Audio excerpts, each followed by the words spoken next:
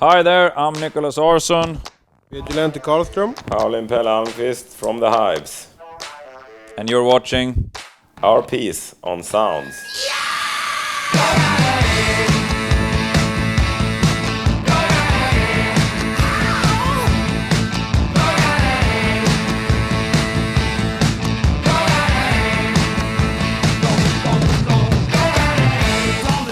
ever since we started touring again, around sort of early April when we started doing some sort of smaller secret shows and then going into the Coachella festivals and stuff and touring a bit of US and doing all the summer European festivals and all that. It's been pretty much back to back and pretty much full on.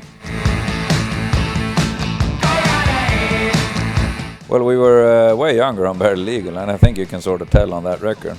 It's I like to think that we kept a lot of the energy and all that stuff that we had when we recorded that one when we were maybe 17, 18, 19, 20, something like that.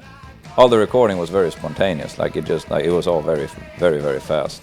I'm super proud of the records we made back then, and in the same way that I'm very proud of the records we make now. We could never make the same record, I think, over and over. I think we were always too curious. And that's the reason we can keep going for 20 years too, that we want to know what our next album sounds like too. Yeah.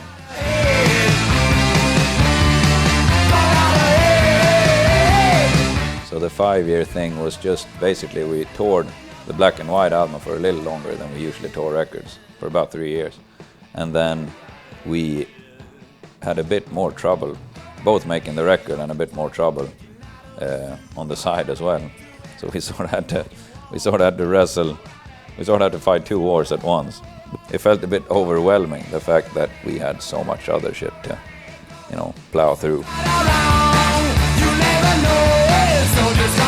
This time it was really hard. We didn't have a title for a very long time, and Lex Hives was a title we had a long time ago, and it means the law of the hives. And it fit really well because it's an album that is where we were trying to our other albums have been influenced by other bands, but this one is basically only influenced by the Hives. It's us trying to musically crawl up our own ass, I guess. A snake biting its own tail, influence-wise, of rock and roll.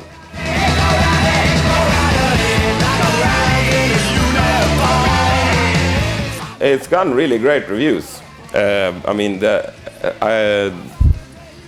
An average of 4 out of 5 or 90% out of 100 or, a lot of 8 or 9s out of 10 and stuff, which I think is really good. I think it's because we haven't put out an album in a long time, and it is very good.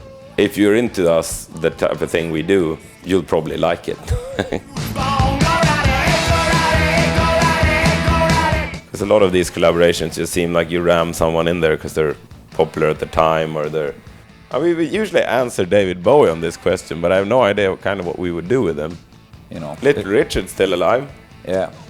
Anything like that would be amazing. Anyone really that's been an idol of ours could be a cool collaboration, pretty much. And mostly because it's fun to do. I don't know if the results would automatically be better, though I feel like we've always been so dead set on making our music sound so much like the Hives that it's there's no room for, like Glenn Danzig. I want us to collaborate with Glenn Danzig, and I would just not be on the track. He could sing instead of me. That'd be good. But our Christmas single with Cyndi Lauper was I think a pretty fantastic collaboration. This is the right person doing the right collaboration at the right time with the right people.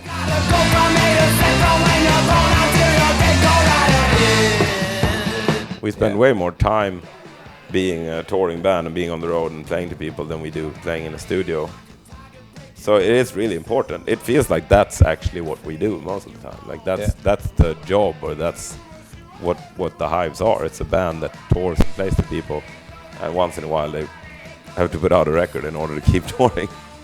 I think we're very, very good at everything we do, but the fact is that we're so good live that it's sort of that people don't really notice how great we are making records and videos and shit. Records. Yeah, I would think that we are, if not the best band, at least number 2. I don't know who would be number 1, but we're definitely up there.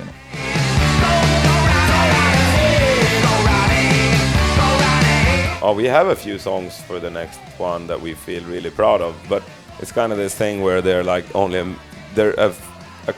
have maybe 5 fantastic intros, but we don't know how to continue them, and that can take years to finish up. We're shit hot as a live band right now. Yeah, we feel like we owe a lot of people a lot of concerts. Yeah. After the last couple of years, so that's what we should catch up on. This is an IOU. Yeah. All the people out there who want to see us live, you will have your chance.